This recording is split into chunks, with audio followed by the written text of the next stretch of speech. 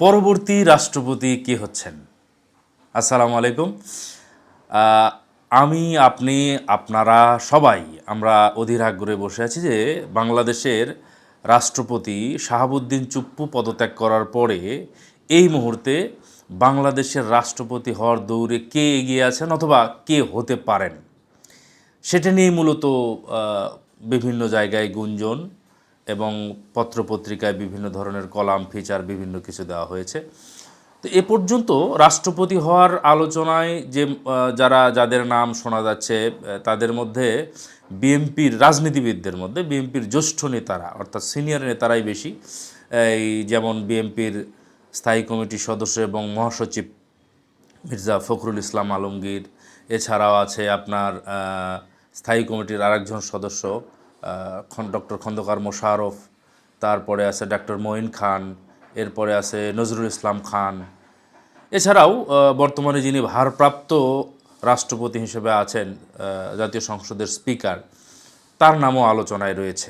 এছাড়াও কিছু কিছু ক্ষেত্রে কিছু সাংবাদিক এবং কিছু পেপার পত্রিকা যারা ইতিমধ্যেই লিখেছেন যে নাসিমুল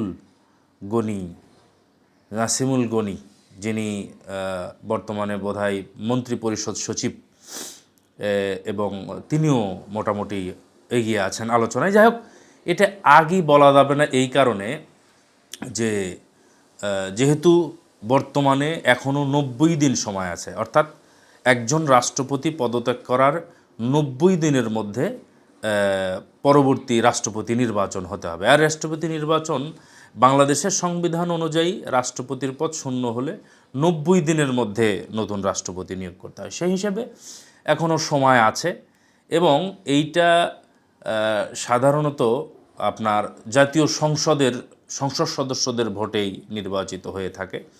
তবে ক্ষমতাসীনরা যেহেতু সংখ্যাগরিষ্ঠ, সুতরাং তাদের পক্ষ থেকে যাকে দেবে সবাই সেটাতেই ভোট দেবে অথবা সেটাই হবে, এটাই সাধারণত হয়। তো সেই হিসাবে আমার মনে হয় যে সংসদ পরবর্তী যে অধিবেশন আছে, খুব সম্ভবত আগামী সেপ্টেম্বরের দিকে হয়তো বা পরবর্তী যে অধিবেশন, এই অধিবেশনেই হয়তো ঠিক হবে যে বাংলাদেশের পরবর্তী প্রেসিডেন্ট বা রাষ্ট্রপ্রধান কে হচ্ছেন। এর মধ্যে বিভিন্ন আলোচনা আছে, যেমন সরকারের অন্তর্বর্তী সরকারের যে উপদেষ্টা ছিলেন আমাদের আসিফ নজরুল, তিনি ইতিমধ্যে ফেসবুকে পোস্ট দিয়ে বলে দিয়েছেন যে রাজনীতিবিদদের মধ্যে যদি হয় তাহলে আমি মির্জা ফখরুল ইসলামকেই এগিয়ে রাখব। তবে অনেকেই মির্জা ফখরুল ইসলাম আলমগীর সাহেবকে, তার কারণ দলের দুঃসময়ে তার আন্দোলনের গতি প্রকৃতি এবং আন্দোলন এগিয়ে নেওয়া সহ দলের গুরুত্বপূর্ণ সময়ে তিনি হাল ধরেছিলেন, সেই হিসেবে হয়তো লোকজন মনে করতে পারে। এছাড়া অন্যদেরও আছে, কিন্তু তিনি সবচেয়ে বেশি আলোচনায় আছেন, মির্জা ফখরুল ইসলাম আলমগীর সাহেব। এছাড়াও ডক্টর খন্দকার মোশাররফ সহ আরও যারা আছেন তারাও একদম মানে এই পদের জন্য যে একেবারেই অনুচিত তাও না।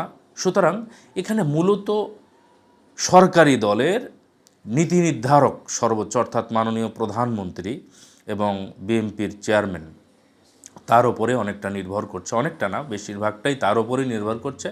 তিনি হয়তো তার যে স্থায়ী কমিটি সহ বা তাদের যে নীতি নির্ধারণী কমিটি সহ তাদের সাথে আলোচনা সাপেক্ষে খুব শীঘ্রই আমরা জানতে পারবো। তবে এর মধ্যে একটা গুরুত্বপূর্ণ একটা বিষয়, যে যেহেতু রাষ্ট্রপতি নির্বাচনটা এখনও দেরি আছে, কিছু সময় হাতে আছে, সুতরাং এর মধ্যে রাজনৈতিক প্রেক্ষাপট, এর মধ্যে যে নামগুলো আলোচনায় আসছে সেগুলো সহ বিভিন্ন কিছুরই পরিবর্তন হয়ে যেতে পারে।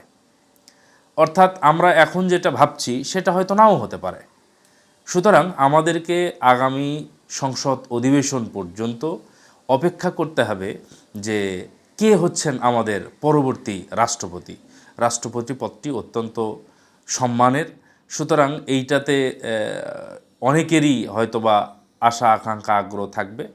কিন্তু দেখা যাক আমাদের মাননীয় প্রধানমন্ত্রী বিএনপি চেয়ারম্যান জনাব তারেক রহমান এক্ষেত্রে কোন ধরনের চমক আমাদের জন্য দেবেন বা কোন ধরনের চমক অপেক্ষা করছে, সেটাই দেখার পালা।